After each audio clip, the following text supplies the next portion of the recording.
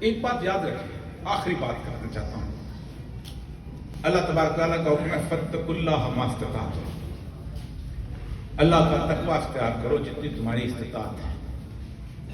مجھے اللہ نے بولنے کو ہنر دیا ہے، مجھے قیامت میں سوال کیا جائے گا کہ تم نے بولے کہ نہیں بولے۔ مجھے لکھنے کو ہنر دیا ہے، اللہ تعالیٰ سوال کرے گا بولے کہ نہیں لکھا کہ نہیں۔ جس کو دوستوں کے اندر بات کرنے کا ہنر دیا، اللہ کہے گا تم نے میری بات پہنچائی کہ نہیں پہنچائی۔ جس کو کاروبار دیا اس کو پوچھے گا کاروبار۔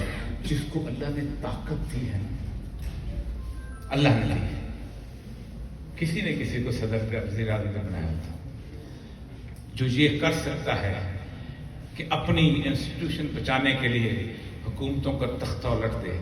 روز حشر ایک سوال تو ہوگا کہ میرے لیے یہ طاقت استعمال نہیں ہو سکتی تھی؟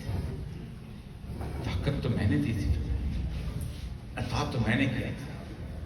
ہمارا المیہ یہ ہے، ایک دن آنے والا ہے، آج نہیں کل۔